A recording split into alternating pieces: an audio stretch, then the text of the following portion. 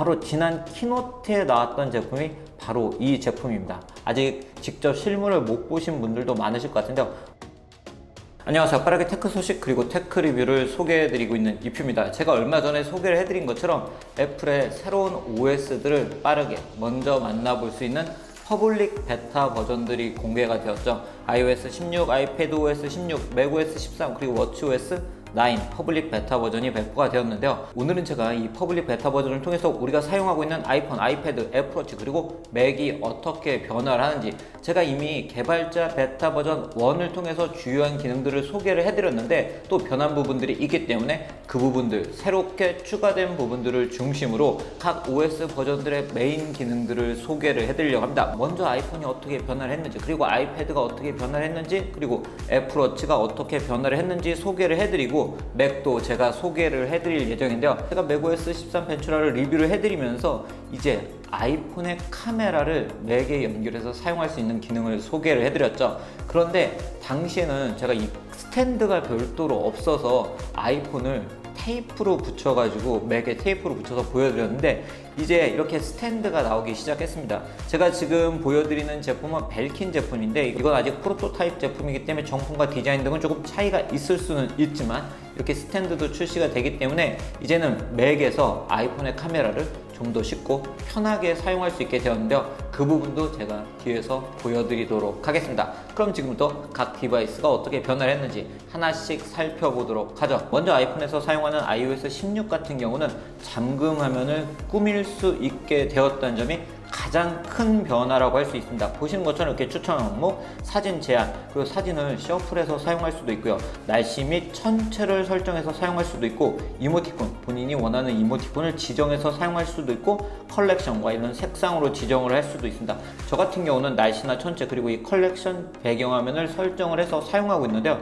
이번에 달라진 점 중에 하나가 처음 개발자 베타 버전 1에 비해서 서체와 색상을 좀 더 커스터마이징 할 수 있는 기능이 추가되었습니다. 첫 번째 버전에서는 이 숫자를 표현하는 폰트가 좀 두꺼운 폰트밖에 없었는데 이제는 이렇게 슬림한 폰트도 생겼기 때문에 이런 슬림한 폰트를 적용을 하실 수가 있고요. 그리고 다양한 위젯을 설정할 수 있는데 캘린더 위젯 같은 경우는 남들에게 일정이 보이면 안 될 수도 있잖아요. 그렇기 때문에 캘린더 등의 일정이 있을 때는 잠금 상태에서는 흐리게 보여주는 기능도 이번 업데이트를 통해서 추가가 되었습니다. 그렇기 때문에 iOS 16으로 업데이트를 하시면 이런 잠금 화면을 본인의 스타일에 맞춰서 설정을 해서 사용을 하시는 것도 좋은 방법이라 할 수 있는데요.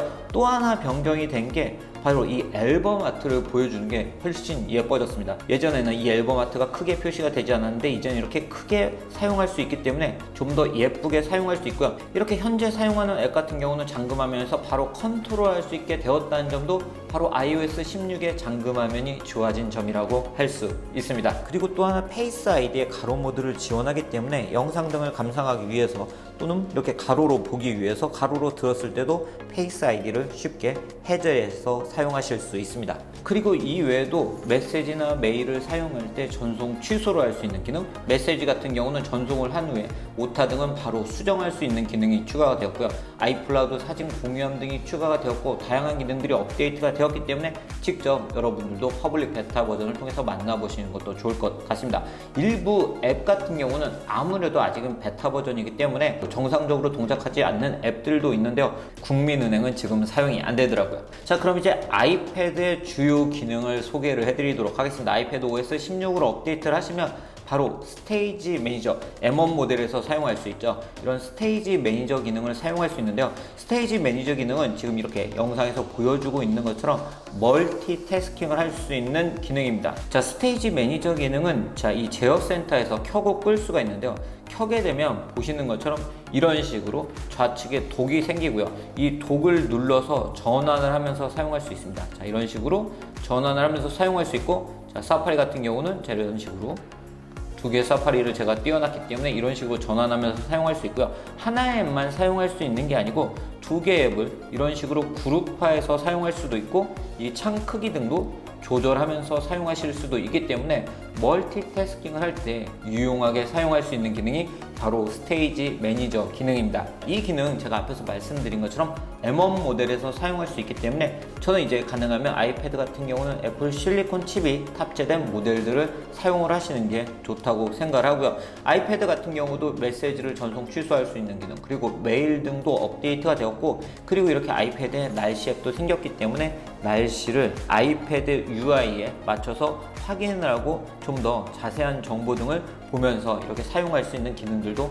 여러분들도 이제 아이패드 OS 16으로 업데이트를 해서 사용하실 수 있습니다. 자, 애플워치 같은 경우는 크게 두 가지를 소개를 해드리고 싶은데요. 페이스 같은 경우는 메트로폴리탄, 음력, 플레이 타임, 그리고 전체 페이스가 업그레이드가 되었고요. 인물 사진 페이스 같은 경우는 예전에는 인물만 사용할 수 있었는데 이제는 물체나 반려동물 등도 설정해서 사용할 수 있고요. 모듈 페이스 같은 경우는 이제는 이렇게 배경을 설정할 수 있는 기능이 생겼습니다. 그래서 배경의 색상도 변경해서 사용할 수 있기 때문에 확실히 기존에 비해서 훨씬 예쁘게 사용할 수 있게 되었고, 이번에 업데이트가 되면서 이런 색상 조합도 추천해주는 것도 좀 더 늘어났기 때문에 좀 더 예쁘게 사용하실 수가 있고요. 그리고 활동 페이스 등도 이렇게 컴플리케이션을 사용할 수 있게 업데이트가 되었기 때문에 이러한 새로운 워치 페이스를 적용해서 사용을 해보시는 것도 좋은 방법이라고 할 수 있습니다. 그리고 제가 직접 운동을 하면서 보여드렸던 것처럼 이제는 애플워치 단독으로 정말 다양한 정보들을 보면서 운동을 할 수 있게 되었습니다. 보시는 것처럼 이렇게 디지털 크라운을 넘기면서 심박수 영역은 물론이고 운동 파워 등 다양한 부분들을 확인할 수 있고요. 지금은 제가 운동을 하고 있지 않기 때문에 정보들이 없긴 하지만 다양한 정보들을 보면서 운동을 할 수가 있고, 이런 운동을 하면서 다양한 알림을 받을 수 있기 때문에 여러분들이 뛰면서, 특히 뛰시는 분들은 이 페이스 조절이 굉장히 중요하잖아요. 그래서 내가 현재 페이스보다 빠른지 느린지 등도 이제는 이 화면을 보지 않고 알림으로 받을 수가 있고요. 에어팟을 착용하고 운동을 하시는 분들은 에어팟으로도 알림을 받을 수 있기 때문에 좀 더 편하게, 그리고 본인의 운동 목표를 달성할 수 있게 운동을 하실 수 있습니다. 맥OS 벤츄라 같은 경우는 제가 지난 영상에서 보여드린 것처럼 아이폰과 연속성이 좋아졌다는 점이 큰 특징이라고 할 수 있죠. 페이스타임을 하다가 바로 맥으로 전환해서 할 수 있고, 맥에서 다시 아이폰으로 전환해서 페이스타임 통화를 할 수 있습니다. 그렇기 때문에 외부에서 통화를 하다 집에 들어와서 맥으로 바로 전환을 해서 사용을 할 수가 있고요.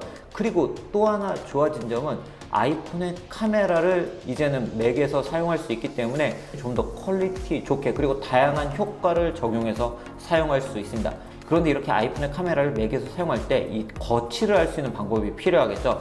바로 지난 키노트에 나왔던 제품이 바로 이 제품입니다. 아직 직접 실물을 못 보신 분들도 많으실 것 같은데요. 보시는 것처럼 맥세이프를 지원하기 때문에 이렇게 아이폰에 부착을 해서 사용할 수 있고요. 그리고 이렇게 스탠드는 두 가지 형태로 이렇게 걸 수도 있는 이런 식으로 사용할 수도 있고, 이쪽에 이렇게 스탠드가 있기 때문에 이렇게 돌려서 이 부분을 맥에 거치를 해주시면 돼요. 그러면 맥에서 아이폰의 카메라를 사용할 수 있습니다.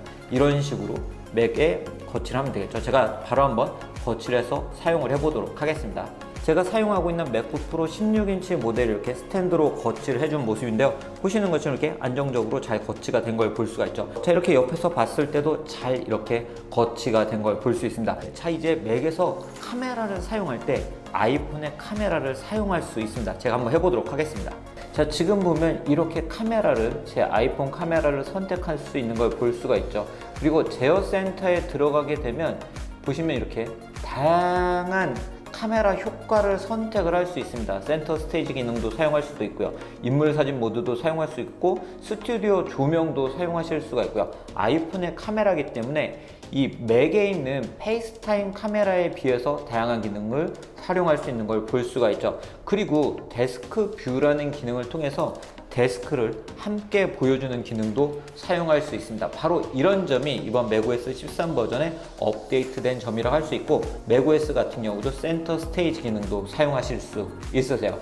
네, 오늘 이렇게 올 가을에 정식으로 만날 수 있는 iOS 16, iPadOS 16, macOS 13, 그리고 watchOS 9에 추가가 된 기능들, 이번 퍼블릭 베타 버전을 통해서 업데이트된 부분들도 함께 여러분들께 소개를 해드렸습니다. 이 버전들은 제가 이야기를 해드린 것처럼 올 가을 정식으로 배포가 될 예정인데요. 제가 그 사이에 또 추가가 되는 새로운 기능이 있으면 여러분들께 다시 소개를 해드리도록 하겠습니다. 구독 알람 해두시면 해당 영상들도 빠르게 만나보실 수 있습니다. 그럼 오늘 영상 여기서 마치도록 하겠습니다.